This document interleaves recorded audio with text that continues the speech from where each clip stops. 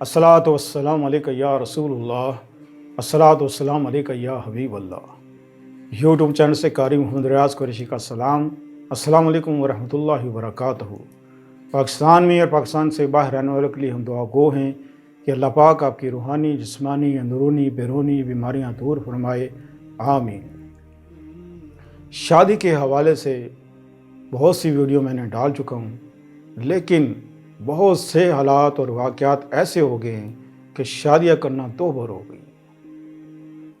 मौजूदा हालात में जो शादियाँ हैं इस वजह से नहीं होती कि लड़कों के कारोबार, बिज़नेस वो ठीक नहीं है। कोई ज़्यादा पढ़ लिख गया है, लड़की कम पढ़ी लिखी है तो शादी नहीं हो रही। लड़की ज़्यादा पढ़ लिख गई है, लड़का कम पढ़ा हुआ है तो शादी में मसला है। बहुत सी जो हम ये चीज़ें निकालते हैं ना, तो इसी वजह से ये होता है कि हमारी शादियों में खलल पैदा हो जाता है। इंसान को इंसानियत देखनी चाहिए कि उसमें इंसानियत क्या है। बेशुमार दौलत हो और इंसान ही बेगैरत हो तो फिर ऐसों से शादी करना दोबर है, मुसीबत है।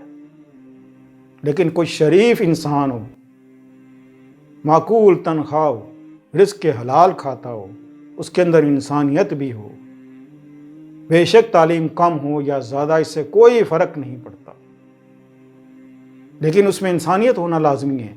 जो आपकी इज़्ज़त करे, आपके माँ बाप की इज़्ज़त करे, आपके ख़ानदान की इज़्ज़त हो। इसी हवाले से मैं चाहता हूँ कि आप जब भी शादी का प्रोग्राम बनाएं, अपने माँ बाप की राय ज़रूर लें, इस्तिखारा कराएं। आप किसी अपने रहबर से पूछें कि आए हमारे हक़ में बेहतर है या नहीं, फिर कहीं जाके स्टेप लें। लेकिन आज के माशरे में बच्चे जो हैं वो माँ बाप की हरगिज़ नहीं सुनते।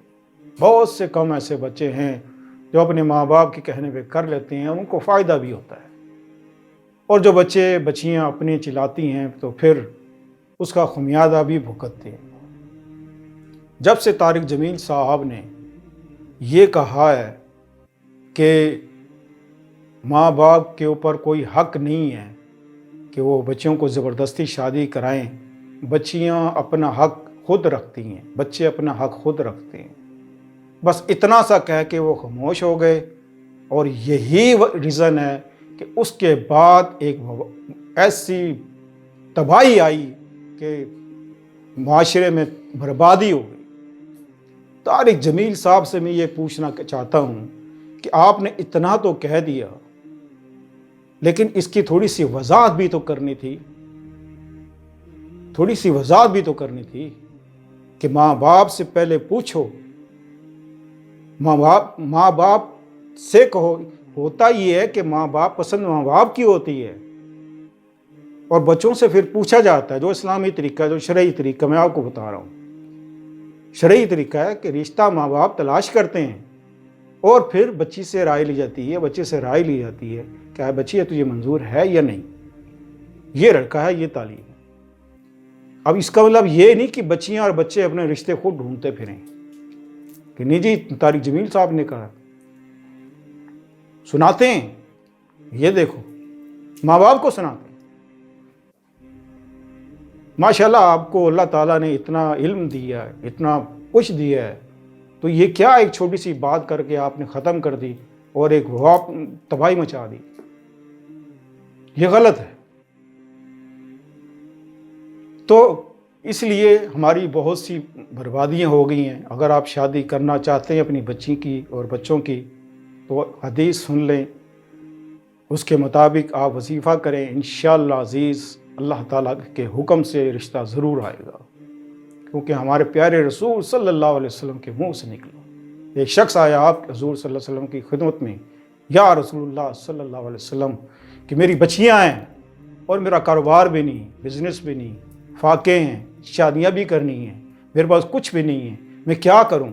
आप हुज़ूर सल्लल्लाहु अलैहि वसल्लम का इरशाद ने इरशाद फरमाया कि शख्स خود بھی سورہ واقعہ پڑھو، اپنی بچیوں کو بھی کہو کہ گھروں میں سورہ واقعہ پڑھا کریں، ہو سکے تو زبانی یاد کریں، اگر زبانی یاد نہیں کرتے تو کم از کم اس کو ضرور پڑھیں 3 بار، مغرب کے اذان کے بعد یا عشاء کی نماز کے بعد آپ سورہ واقعہ 3 بار پڑھیں، خود پڑھیں، بچیوں کو کہیں وہ پڑھیں، بچوں کو کہیں وہ پڑھیں، جو بچیاں کرنا چاہتی ہیں وہ یہ 3 بار پڑھیں، پڑھ کے اللہ سے دعا کریں، مالی حالات بھی ٹھیک ہوں گے، گھریلو حالات بھی ٹھیک ہوں گے۔ ظاہر بات ہے شادی تب ہوں گی نا جب آپ کے پاس پیسے ہوں گے، جب جہیز کے پیسے ہوں گے تبھی ہوگی نا شادی۔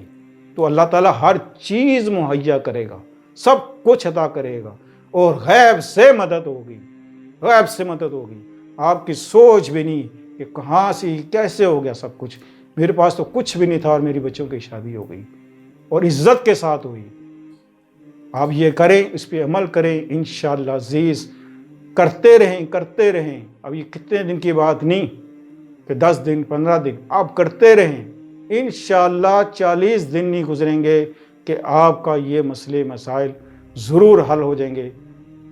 اور شادی کے بعد بھی بچیوں سے میں کہوں گا کہ وہ یہ سورہ واقعہ پڑھنا کبھی نہ چھوڑیں، ہمیشہ اپنی زندگی کا معمول بنا لیں کہ رات کو انہوں نے پڑھنی ہے، ہمیشہ پڑھتے رہیں تاکہ کبھی بھی کوئی مصیبت اور پریشانی نہ آئے۔ تو ملتے ہیں اگلے پروگرام میں۔ السلام علیکم ورحمۃ اللہ وبرکاتہ۔